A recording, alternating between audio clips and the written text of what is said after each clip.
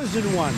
Somebody had to do it. So I'm taking on China. You vote for a Democrat, you're being very disloyal to Jewish people, and you're being very disloyal to Israel. And only weak people would say anything other than that. Denmark, I looked forward to going, but I thought that the Prime Minister's statement that it was absurd, it was an absurd idea, it was nasty. I thought it was an inappropriate statement. President Trump praising himself while, of course, attacking everyone from the Danish Prime Minister to Jewish Democrats in an impromptu press conference this week. Now in an op-ed in the Washington Post, it says Trump's unhinged display should frighten everyone. Joining us now is Democratic strategist Dallas Jones and nationally syndicated columnist Adriana Cohen, a Boston Herald radio host. So I guess, Dallas, first to you, what has gone through your mind as you watch the president's behavior this week? It's absolutely disturbing. It's disturbing to watch the president of the United States, the leader of the free world, really just launch these attacks about purchasing a Greenland of all the things we have to worry about in this country, of really attacking the Jewish community that doesn't agree with him, and even more so referring to himself as the chosen one. I think all Americans should be extremely concerned about the mental health state of this president. And frankly, it's really not a laughing matter. A lot of people are saying it's not a laughing matter, but Adriana, you heard the president right there say that if you vote for a Democrat, you're being very disloyal to the Jewish people. Is he trying to paint the entire party as anti-Semitic? And I guess if so, what's the political gain in doing that?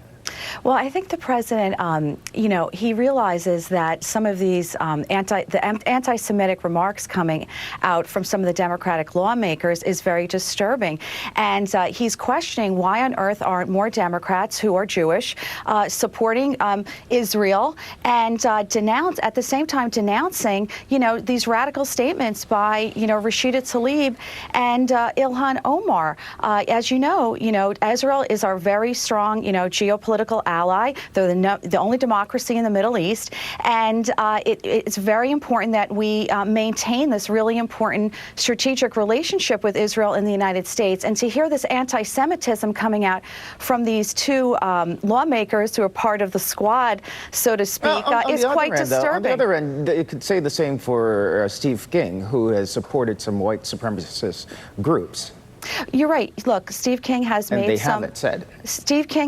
some controversial remarks which were denounced by the GOP, and they removed Congressman King from key committee assignments. And so that's something that a lot of Americans, especially the GOP, want to see done with these two Democratic lawmakers who support BDS and who are anti-Israel. So we'd like to see lawmakers treated the same. And so it's about time that the Democrats stepped up and denounced BDS and denounced these anti-Semitic remarks against Israel.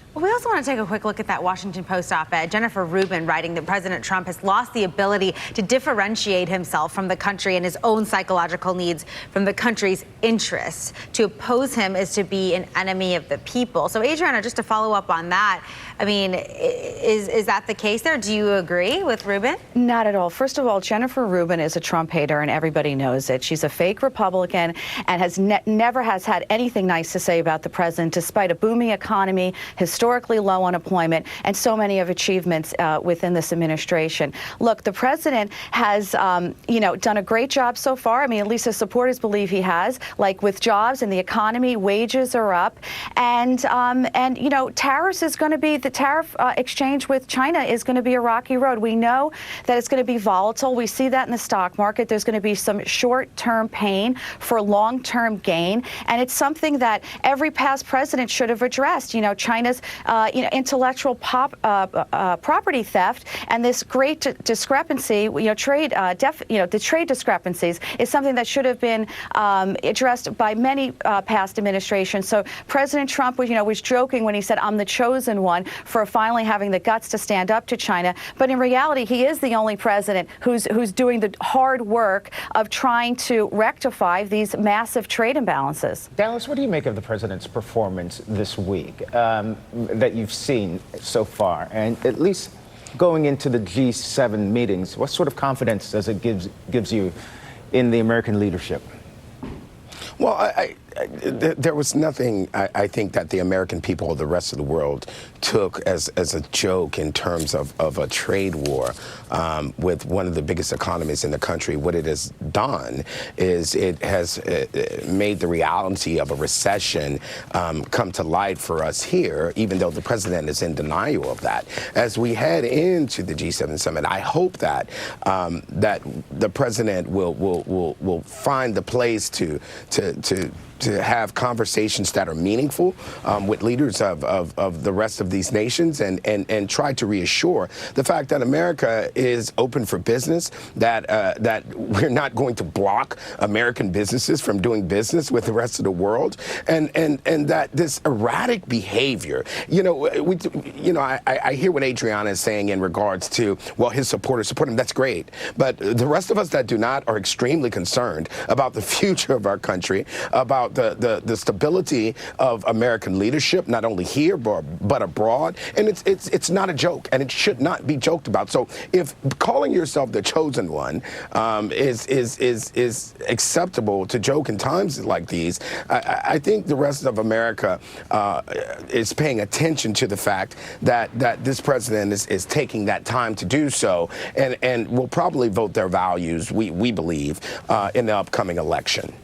All right, Dallas Jones, Adriana Cohen, thank you both so much this morning. Thanks, guys. Have a great day. And we've got an update on the raging fires in the